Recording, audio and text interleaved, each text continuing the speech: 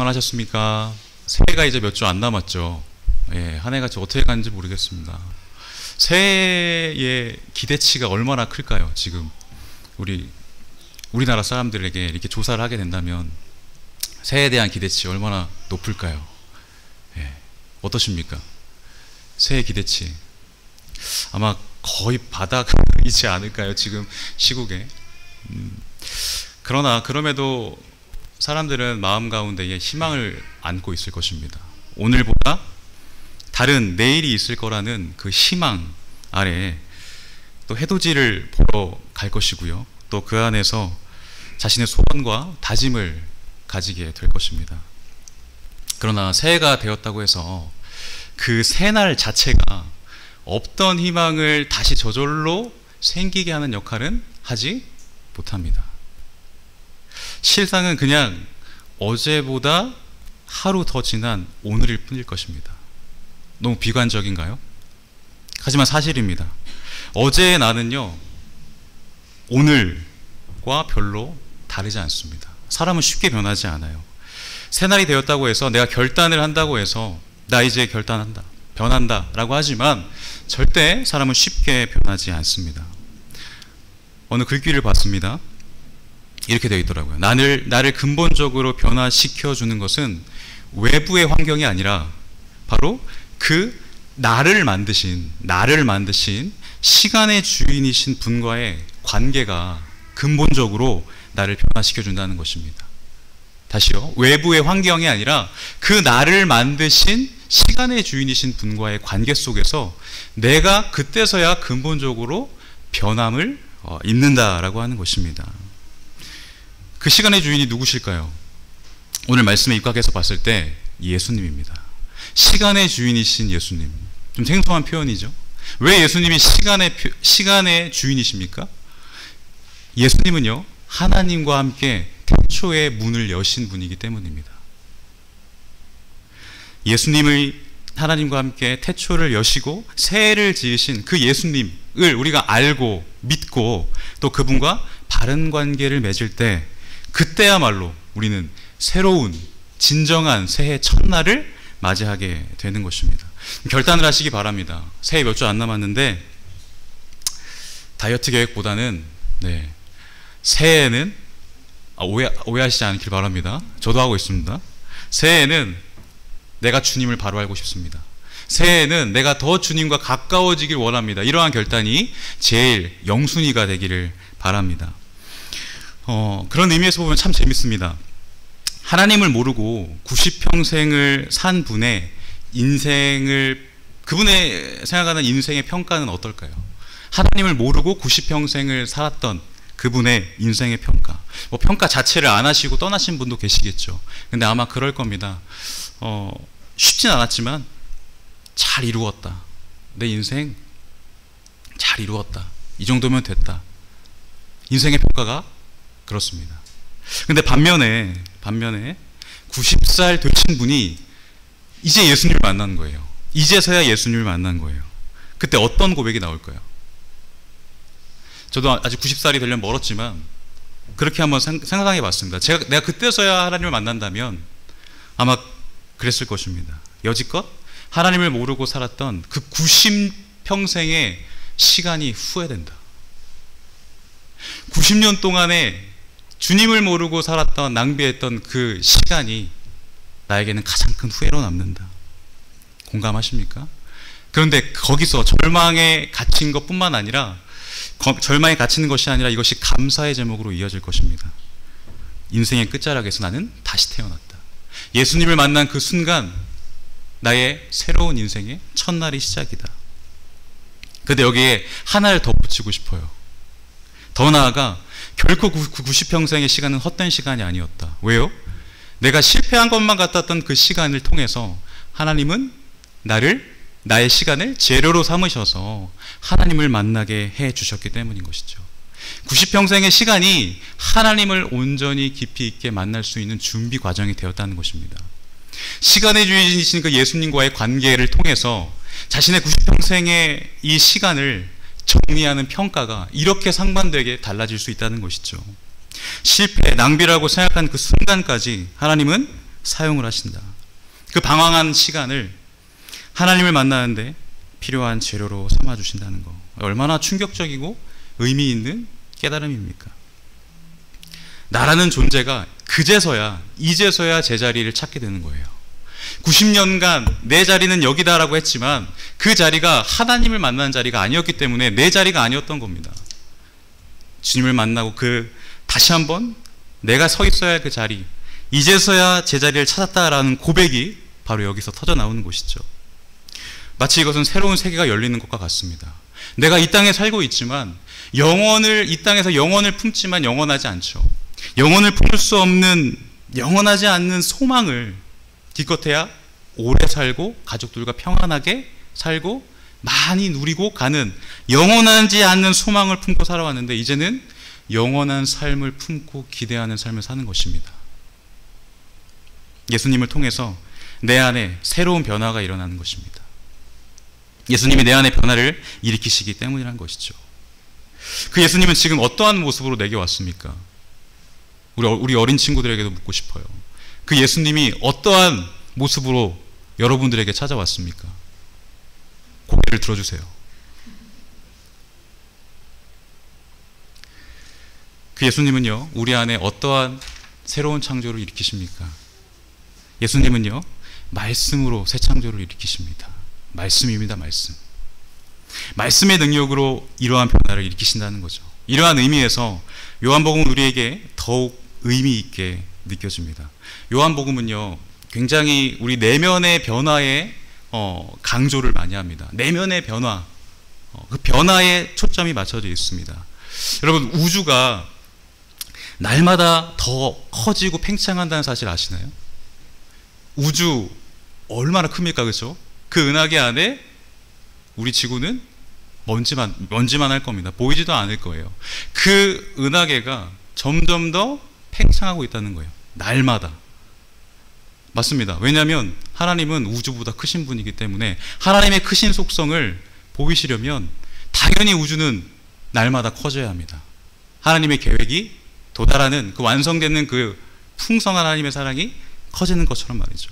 그런데 그 광대한 우주가 매일 변하는 것보다 나 하나가 주님을 만나 변하는 것이 더 큰 기적인 줄로 믿습니다. 그렇게 우리들은 매일 우주보다 더 크신 하나님을 매일 만나고 있어요. 내가 잘 못 느끼고 있을 뿐이지. 매일 하나님에 대한 인식의 지평이 점점점 넓어지고 있는 겁니다. 그렇게 되었을 때 그토록 내가 여지껏 이거 놓지 않으려고 움켜쥐고 살았던, 열올리며 살았던, 이거 지키려고 열올리며 살았던 그 가치관과 그 조건들이, 또 그 세월들이 그때서야 얼마나 허망하고 허무하고 시시했던 것인지를 알게 해준다는 것이죠. 그것이 필요 없다는 것이 아닙니다. 그러나 그거보다 더 큰 가치를 발견을 하게 되어서 신자의 삶은 매일같이 기적이 일어나는 삶을 살고 있는 것입니다. 내가 무엇이건데 이런 크신 하나님과 교제를 합니까? 여러분, 우리가 이 자리에 그 크신 하나님을 대면할 수 있는 존재가 됩니까? 우리가? 안 됩니다. 우린 하나님 앞에 나오는 순간 죽을 수밖에 없는 존재입니다.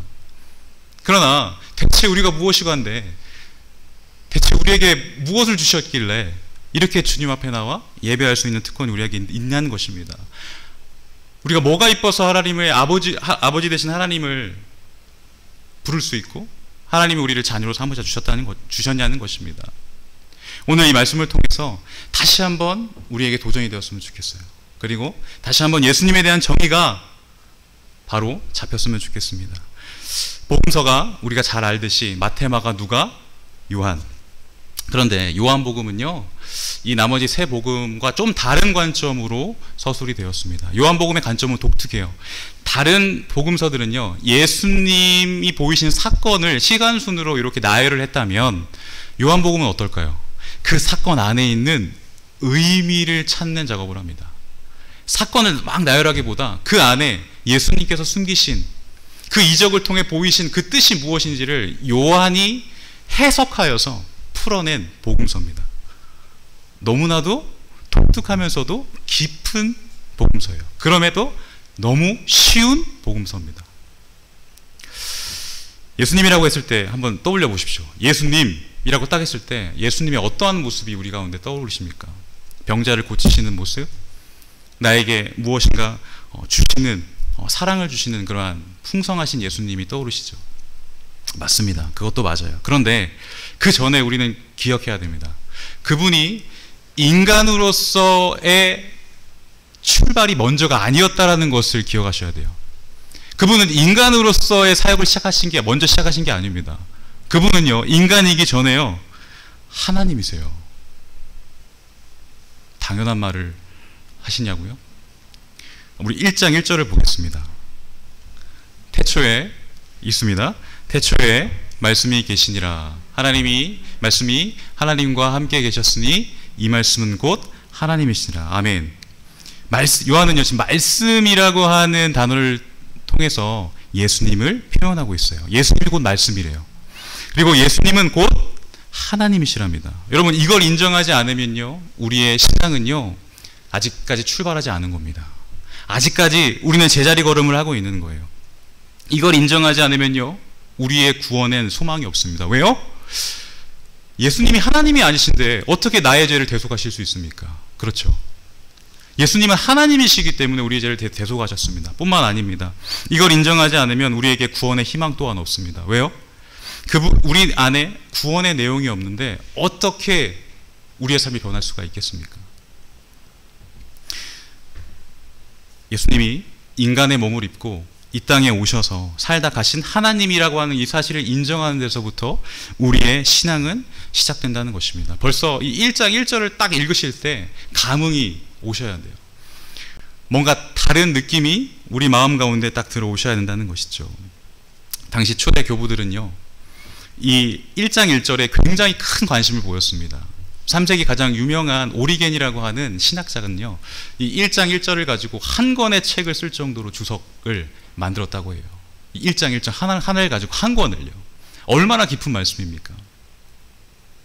여러분, 우리에게는 예수님이 누구신가에 대한 묵상이 있습니까? 확고한 정의가 내 안에 끼어 있습니까? 현대 그리스도인들은요, 예수님이 누구신가 보다는 그 예수님이 무슨 일을 하셨고 지금 나에게 당장 무엇을 쥐어줄 수 있는가를 먼저 고민하고 있는 것 같아요. 그러한 예수님을 먼저 찾고 있는 것 같아요. 아닙니다. 그렇지 않습니다. 예수님이 누구신가에 대해서 내가 별로 관심이 없고 예수님에 대한 묵상과 사색보다는 어떤 의미를 담기보다는 당장에 나에게 무엇을 주어질 수 있느냐, 그러니 예수님을 오해하는 것이죠. 예수님을 인간 그 이상도 아닌 존재로 생각할 수도 있고, 하나님보다는 조금 못한 분? 여러분, 우리 좀 그런 마음 있지 않습니까? 예수님이 인간으로 오셔서 고통을 당하시고 주무시기도 하고 드시기도 하시니까 하나님보다 조금 못한 분이라고 생각하실 수도 있잖아요. 그렇지 않다는 겁니다. 동등하신 분이에요. 동등하신 분. 예수님은 단지 우리의 죄를 구원하시기 위해서만 오신 분이 아닙니다. 우리의 죄를 대신해서 피 흘려 돌아가시기 위해서 오신 분이 아니에요. 그거는 과정입니다. 지나가는 과정입니다. 거치셔야 하는 과정입니다. 그러면 최종의 목적이 무엇입니까, 여러분? 이 땅에 살고 있는 우리들에게 자기 백성을 골라내셔서 그 백성에게 하나님을 아는 지식에 이르도록 하기 위한 거예요. 하나님은 이러한 분이다, 하나님이 이러한 길을 갖고 계신다라고 한 하나님에 대한 지식을 알려주시기 위한 계시입니다. 계시의 역할을 예수님이 하시는 겁니다. 우리를 예수 그리스도 자신처럼 만드신다는 거예요. 우리를, 성도를 땅에 속한 사람들이 아니라 하늘에 속한 사람으로, 하늘에서 다시 거듭난 자로서 하늘의 가치관을 가지고 이 땅에 살아갈 수 있도록 날마다 하나님과 교제하면서 그 하나님이 택하신 자녀들, 말씀의 백성들을 하나하나 만들어 나가기 위하여서, 부르시고 택하시고 만들어 나가기 위하여서, 그 공동체 만드시기 위하여서 예수님이 오신 겁니다. 예수님은요, 하나님의 말씀의 구체적인 표현입니다. 예수님은 하나님이 하시는 그 뜻, 하나님이 갖고 계시는 뜻을 말씀을 통해서 보여주시는 발현입니다. 발현. 당신은요, 예수님이 당시 요한이 요한복음을 쓸 때 예수님이 부활하시고 승천하신 뒤에 60년이 지금 지났습니다. 그 상태라고 생각하시면 돼요. 예수님의 11제자가 다 죽었습니다. 근데 유일하게 한 명 남았어요. 누구죠? 요한입니다. 요한. 그러니까 요한은 세베대의 아들이기도 하고, 또 본인의 표현으로 예수님의 가장 사랑하시는 제자, 예수님이 가장 사랑하시는 제자라고 자기를 또 칭호하기도 합니다. 어머니가 누굴까요? 예수님의 어머니의 마리아의 조카입니다. 사도 바울이 에베소 교회를 세웠는데 그 교회를 디모데에게 맡기죠. 그 교회에서 이 마리아와 함께 신앙생활을 합니다. 그러다가 이제 이 AD 85년에서 90년경에 요한복음을 쓰게 됩니다. 몇 살이었을까요? 90살쯤 되었습니다, 여러분. 예수님이 돌아가신 60년이 지났으니까 90살쯤 되었겠죠. 왜 90살 때 그때서야 펜을 들었을까? 다 인생의 끝자락에서 왜 펜을 들었을까요, 여러분? 이렇게 추론할 수 있죠. 내가 알고 나와 동행하고 호흡했던 그 예수님이 내가 살면서 살아보니까 예수님이 남기신 그 단서와 그 의미와 그 사건들이 나에게 그때서야 하나하나 깨닫게 되는 겁니다.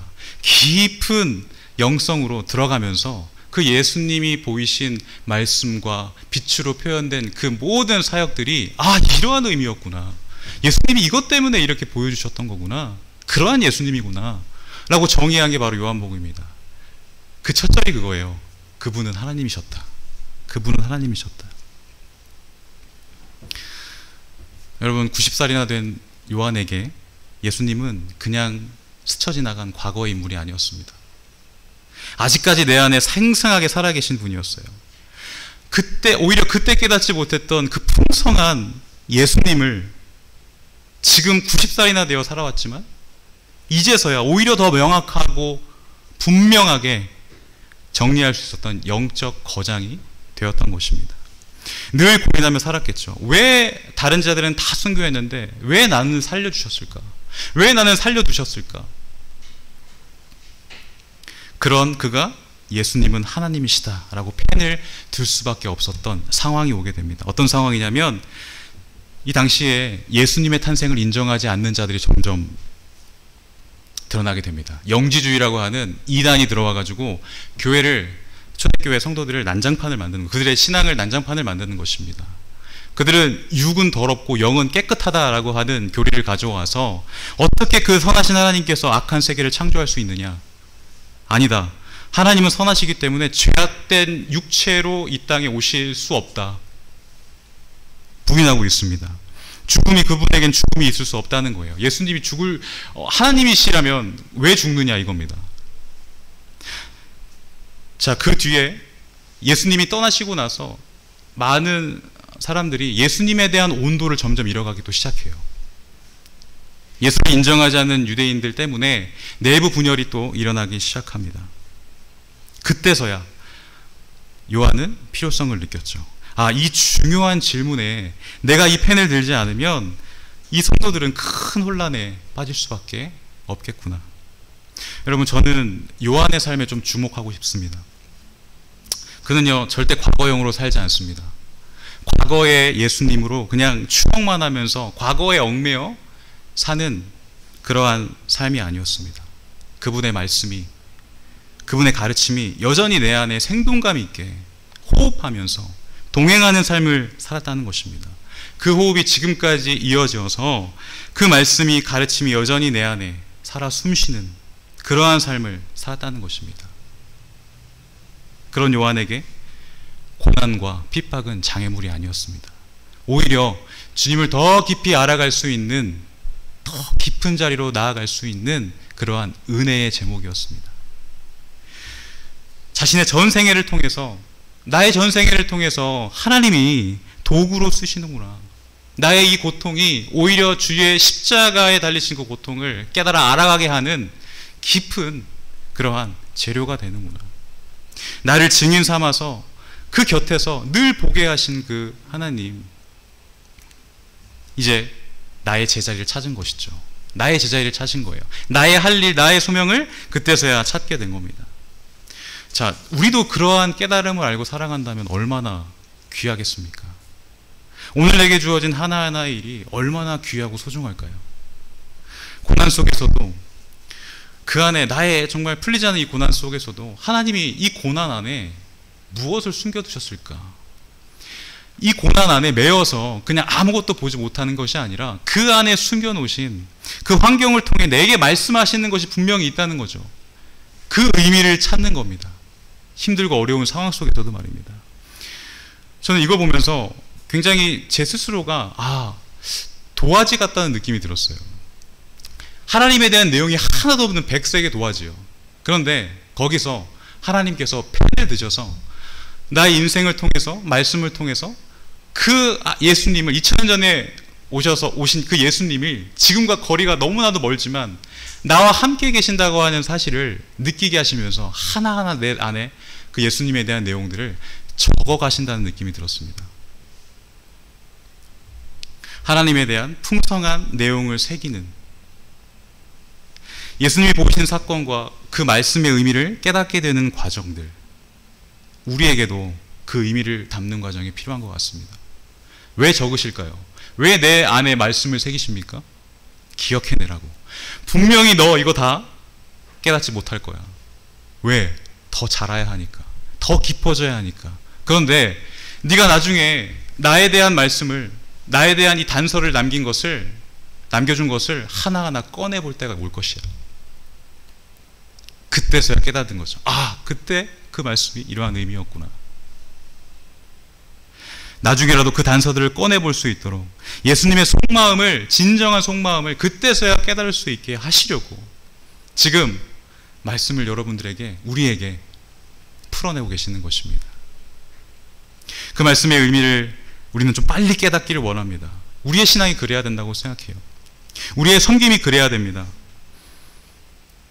그 말씀을 내가 소유하고 있으면요, 나는 그냥 살 수 없습니다. 하나님 앞에 내 온 전 생애를 맡길 수밖에 없는 자가 되어버린다는 것이죠. 하나님께 맡기시길 바랍니다. 나의 인생을 주님 앞에 맡기시기 바랍니다. 요즘 제가 고민이 많습니다. 한 해가 지나가는데 이룬 것은 없는 것 같고, 가족들에 대한 또 책임, 어깨가 더 무거워지기도 하고요. 또 둘째 또 말을 안 듣고, 난장판 피우고 다니고, 항상 이렇게 수습하며 다니는 것 같아요. 집안에 있으면. 아내는 아내대로 아프고, 죄송합니다. 다들 겪으셨는데.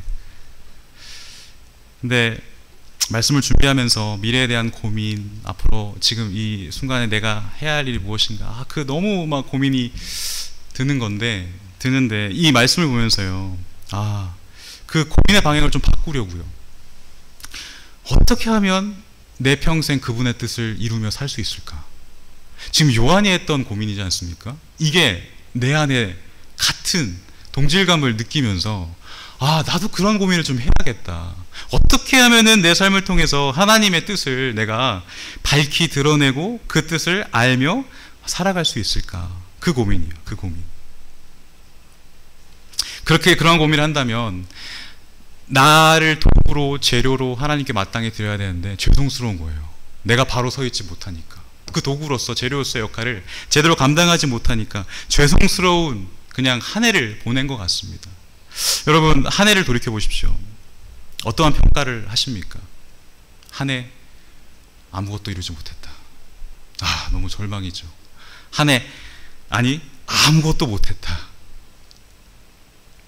모든 것에 제약이 걸려서 사람들과의 만남도 못했고, 또 나의 수입도 전과 같지 않고, 좀 마음이 무거워지십니까? 근데 여러분, 저는요 그런 생각이 들더라고요. 우리는 그거보다 내 안에 더 주님을 명확하게 보지 못했다.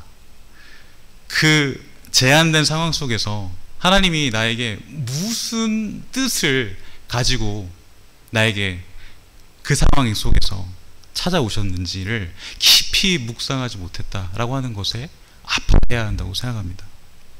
고난 속에 감추인 하나님의 뜻을 깊이 발견하지 못하고 묵상하지 못한 것에 대해서 아파해야 합니다. 나라를 위한 기도의 골방, 가정을 위한 기도의 골방을 찾지 않고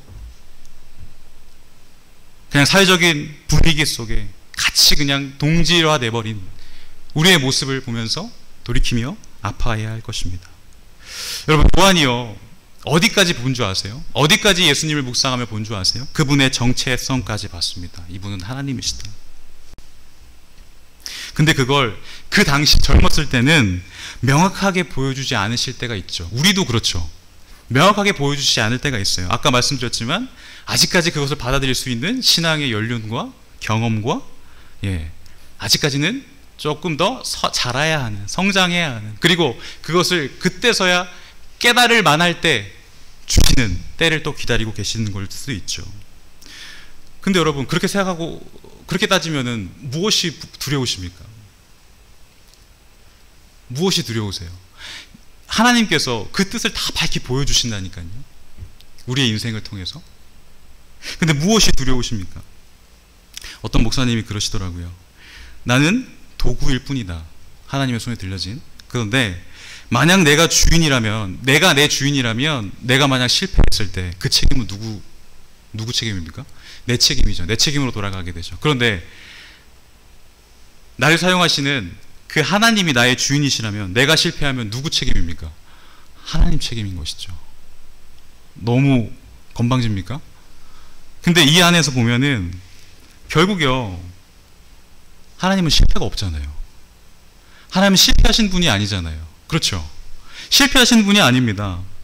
결국 그분이 나의 주인이라는 것은 나를 끝까지 책임져 주신다고 하는 보증인 거예요. 내가 만약 고통을 받는다면 그분은 나의 증인이시기 때문에 내가 지금 십자가의 고통으로 가고 있구나 라고 느끼는 겁니다. 더 주 앞에 나아갈 수 있게 되는 거죠. 나에게 안에 풍성함이 있다면 기쁨이 되는 겁니다. 이러한 희락과 기쁨과 찬양이 나에게도 있구나. 나의 삶도 그분께 달려 있습니다. 그리고 나를 직접 창조하신 분이 예수님이세요. 하나님과 함께 우리를 창조하셨습니다. 이 사실이 나를 그냥 창조해 놓고 뒷짐지고 그냥 내두신 것이 아니라 나의 인생 모든 상황과 때를 보시면서 나를 다듬어 가시고 자라게 하시고 다스려 가신다는 겁니다. 그 예수님께서요. 얼마나 귀합니까? 이 사실이 얼마나 나를 새롭게 합니까? 그런 그가 고민하면서 쓴 대범하고도 충격적인 구절이 무엇인 줄 아십니까? 죄송합니다. 이제서야 1절이 들어갑니다. 오늘 다 못해서 다음에 또 기회가 있을 때 더 나아가고자 합니다. 뭐라고 썼습니까? 태초에라고 썼어요. 태초에. 여러분, 편지 써보셨죠? 연애 편지 많이 써보셨죠? 저는 아날로그를 좀 좋아해서 연애 편지를 많이 썼습니다. 근데 결혼하고 한 번도 안 썼어요. 그냥 카톡으로 잘 있지? 아내한테. 여러분, 카톡을 쓸 때도 마찬가지예요. 첫 문장을 쓸 때가 제일 어려워요. 왜요? 그 안에 내가 생각하고 있는 생각의 골조와 구조와 그 구성이 그 안에 담겨져 있어야 말이 떨어지거든요. 그런데 지금 뭐라고 합니까, 요한이? 앞으로 이 이야기를 할 거야. 잘 듣기를 바란다 라고 하면서 태초에 말씀이 계시니라 라고 말씀합니다. 요한복음 1장 1절을 창세기랑 한번 비교해 볼까요? 다음이요. 다음 넘겨주십시오. 보세요. 태초 똑같죠. 그리고 요한복음 1장에 말씀이 계시니라 라고, 말씀이 아까 말씀드렸듯이 예수님을 가리킨다고 말씀드렸습니다. 자, 분명히 요한은요, 창세기 1장 1절을 떠오르게 하기 위하여서 이 단어를 택했을 것입니다. 공식을 연관해 보면 말씀이 계시니라. 그러면 예수님은 이 땅에 베들레헴에 오셔서 마구간에서 났을 때부터 사역을 시작하신 예수님이 맞습니까? 아닙니다. 그 전부터 하나님과 함께 계셔서 우리를 지으셨다라는 것이 여기서 드러나는 거죠. 근데 태초가 좀 달라요. 창세기 1장 1절의 태초는 시간이 시작되는 그 시점이지만 그 시간을 창조하시기 그 이전에 영원한 과거, 영원한 시작과 끝이신 하나님이 영원한 가운데 함께 거하셨던 그 순간, 그 시간, 그것을 태초라고 요한은 표현을 하고 있습니다. 다음 넘기겠습니다. 창세기 2절에서 4절을 보시면요, 땅이 어땠다고 합니까? 혼돈하고 공허하고 흑암이 있다고 합니다. 하나님이 등장하셔서 말씀하세요. 이르시되, 여러분 이르시되를 기억하셔야 돼요. 이르시되. 제일 처음 하나님의 능력을 뭘로 보이십니까? 말씀으로 보이세요. 말씀으로. 이르시되 빛이 있으라 하시니 4절 빛과 어둠을 나누십니다. 말 그대로 보시기에 좋은 세상이 되는 것이죠. 그런데 여러분 어떻게 됩니까? 타락으로 인해서 이 혼돈과 공허가 흑암이 다시 이 세상에 찾아오고요, 내 안에 똑같이 찾아오게 됩니다. 하나님을 만나지 못한 자가 내 마음이, 내 영이 늘 혼돈스럽습니다. 어떤 것이 더 중요한 것인지 가치관을 잃어버렸습니다. 공허합니다. 아무리 쌓아놔도 가진 것 없는 것처럼 느껴집니다. 어둡습니다. 깜깜합니다. 그런 가운데 요한복음 1장 1절에 태초에 말씀이 계시니라를 등장시키는 이유가 무엇입니까? 말씀을 통해서, 말씀의 빛을 통해서 이르시되 하더니 다시 빛이 생기고 모든 것이 살아 움직이지 않습니까? 생기를 불어넣으시니까 생명이 살아나지 않습니까? 그 모습 그대로 이제는 말씀 그 자체이신 예수님을 이 땅에 보내셔서 이제는 똑같이 예수님을 통해서 모든 죽어있는 자들, 모든 인간들이 하나님을 몰라 혼돈스럽고 공허하고 흑암 가운데 있는 깜깜한 어둠의 존재들인 그 존재들에 갇혀있는 그들에게 예수님께서 뚫고 들어오셔서 빛으로 뚫고 오셔서 바꾸신다는 겁니다. 혼돈스러운 내 마음 가운데 틀을 세우시고 공허한 내 마음 가운데에 풍성한 내용을 채우시고 깜깜함을 빛으로 물러가게 하신다라고 하는 사실입니다. 여러분, 그랬던 하나님이시다. 요한은 지금 그걸 이야기하고 있는 겁니다. 그랬던 하나님이셔. 너희들이 알고 있었던 그 하나님이 이 예수님이다. 바로 이 예수님이다 라고 하면서 하나님과 똑같이 예수님도 함께 계셨다. 우리를 지으신 분이다 라는 역할을 한다는 겁니다. 다음 넘기겠습니다. 예, 보세요. 빛과 빛 똑같이 나누죠. 예. 빛은 무슨 역할을 합니까? 어둠을 빛과 나눕니다. 그럼 요한복음 1장 4절은 저 빛은 무엇입니까? 예수 그리스도세요. 예수 그리스도가 빛의 역할을 하세요. 그래서 빛과 어둠을 나누시고 어둠의 세력들은 물리치고 그 안에 빛의 자녀들을 드러내신다는 사실입니다. 빛의 자녀들을 고르신다는 거예요. 빛의 자녀들을 어둠 가운데서 깨우쳐서 살려내신다는 겁니다. 우리가 빛의 자녀입니다, 여러분. 예수님을 만나 거듭난 빛의 자녀입니다. 시간에 속하지 않으신 그 하나님과 영원히 함께 하셨던 그 말씀이 또 하나님과 아버지와 아들로 구별되신 그 말씀이신 예수께서 동시에 그분이 본질적으로는 하나이신 분, 그 예수 그리스도께서 이 땅에 오셔서 그 전에 창조를 뛰어넘는 새로운 회복의 역사를 일으키신다라고 하는 사실입니다. 어떻게 해요? 다음이요. 넘겨주십시오. 2절요. 하나님의 영은 수면 위에 운행하시니라.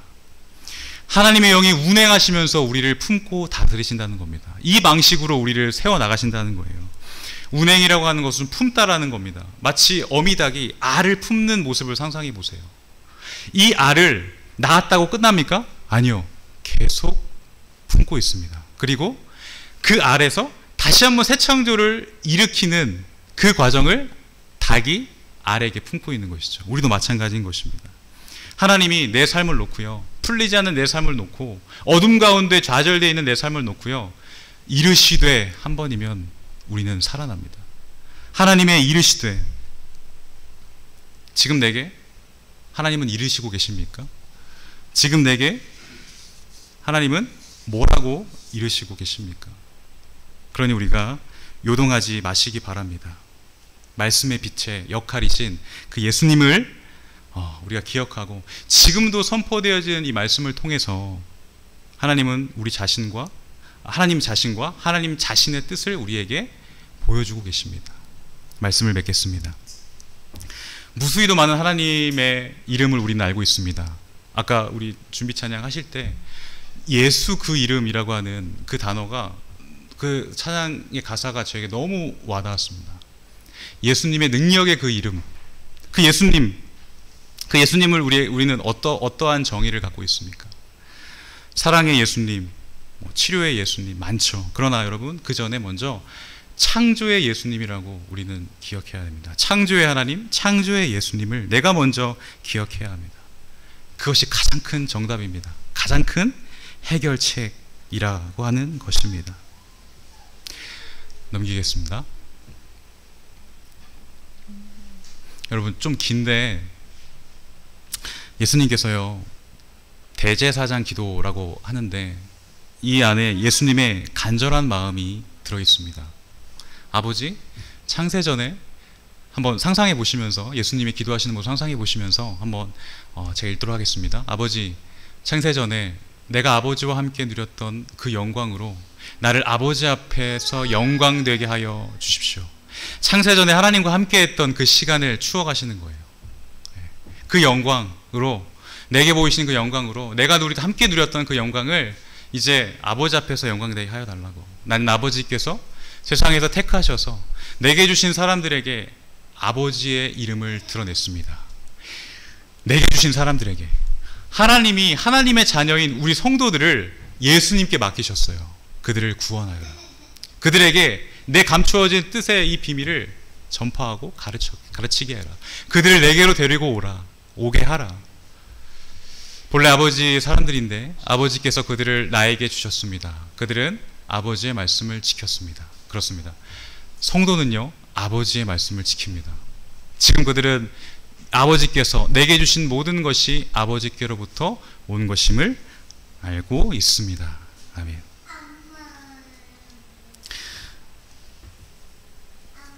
이러한 공동체 만드시려고 예수님은 오셨습니다.